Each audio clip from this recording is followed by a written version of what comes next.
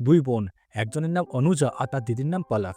অনুজা তার মাকে কখনো দেখেনি, কারণ তার মা খুব ছোটবেলায় মারা যায়। এখন অনুজা আর পলাক একটা গার্মেন্ট ফ্যাক্টরিতে কাজ করে দিন চালায়, কিন্তু পলাক চায় তার বোন পড়াশোনা করুক, কারণ তার বোন অঙ্কে খুবই তোখর। তাই সে চায় না তার বোন ওই ফ্যাক্টরিতে মেশিন চালিয়ে তার জীবনটা নষ্ট করে ফেলুক। তো একদিন মিস্টার মিশ্রা, যে একজন টিচার, সে অনুজার ফ্যাক্টরিতে এসে তার মালিককে বলে সে যেন তাকে অ্যাডমিশন টেস্ট দিতে দেয়।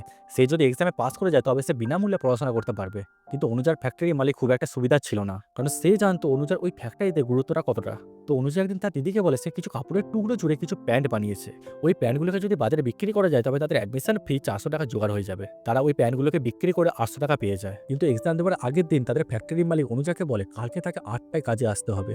সে যদি টাইমে না আসতে পারে তবে তাকে আর তার দিদিকে কাজ থেকে বার করে দেওয়া হবে। আর পরের দিন 8টার সময় অনুজার এক্সাম। এখন অনুজা কি করবে, কাজ করবে নাকি পড়াশোনা? এই শর্ট ফিল্মটা দেখার শেষে তোমরা পুরোপুরি দুবিধায় পড়ে যাবে যে অনুজা এখন কি করবে।